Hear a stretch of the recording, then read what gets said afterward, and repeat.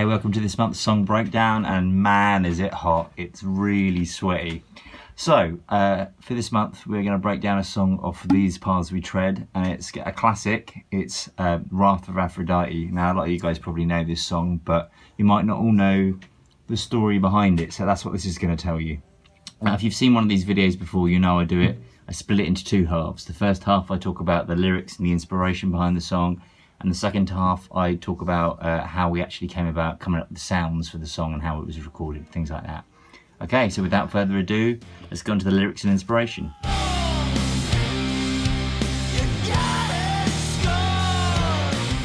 So, the name is a bit of a giveaway really. You guessed it, this song is about the goddess Aphrodite, and if you don't know who that is, she's the goddess of love and desire and sexuality and fertility and stuff like that. And she's quite famous, you know, she's in that clamshell. There's that famous painting of her. I kind of got interested in all the myth surrounding Aphrodite, and I started to look into it more, and there's obviously all the obvious stuff to do with her being the goddess of love, but then the more I looked into it as well, there's some other quite interesting stories about times when people had scorned her, or more often than not they hadn't prayed to her quite enough. Some of the more interesting stories are actually incorporated into the song, like there's an island where she was unhappy with all the women on the island, and so she basically turned them all into very lustful women. There was other stories of like people not giving her enough offerings and that, and her seeking vengeance upon them. And in terms of the way I sometimes approach other songs where I bring personal stuff into it, I would say that this song is actually just purely about the myth of Aphrodite, because it did interest me, and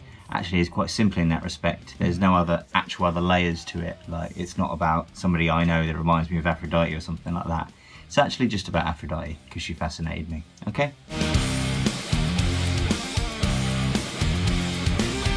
So, as usual, I kind of went back into the archives on my phone and found some versions of the song going back to 2015. So, it seems to be something about that year. And some of the really early versions are quite interesting. I'll play you some of them. That they kind of... The very first version of anything to do with this song that we wrote was actually what I considered to be the verse, or what you guys probably recognise as the more upbeat part of the song. And so that actually came before any of the more distinctive stuff at the start. So I'll play you a little bit of that now.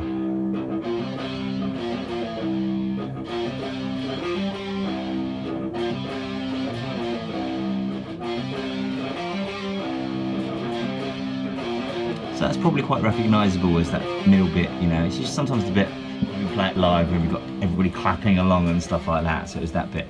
But then as I looked further into other versions of the song, I started to notice something quite interesting, which I'll come back to in a minute, which is how different the intro of the song is from the final intro that ended up on the record. But most of the other stuff, like the slow, big riff at the start, that's been there since quite early on in the inception of it. It's perhaps a bit slower in places, but like it's always had that big bombastic riff at the start of it, and I'll play you a little bit of that.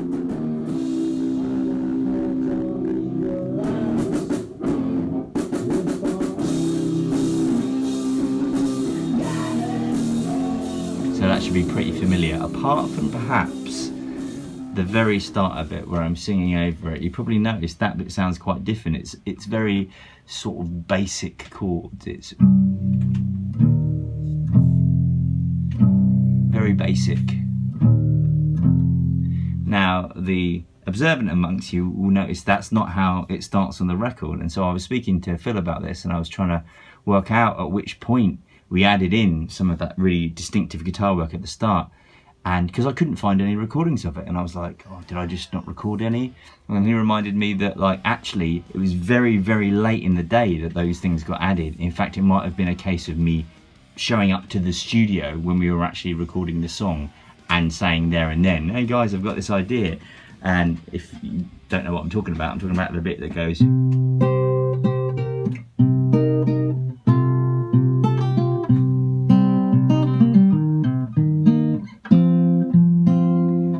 So the pretty distinctive part that everybody recognises for the end of the song was actually the last thing to get written on the song, which I find fascinating, that a major hook didn't come until the very last minute of the song, and for me it's one of the things that makes the songs really. So it's quite interesting in terms of songwriting to see how late in the day that came. So hope you enjoyed that.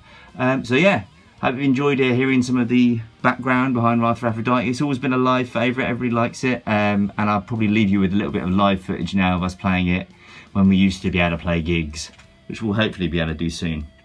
Again, I'd like to have a shout out to all the patrons, especially the new ones. The reason we're able to still keep going as a band during this pandemic and during all these lockdowns is your support, and we thank you very much. And share it among your friends, and we'll see you again soon, hopefully. Bye bye.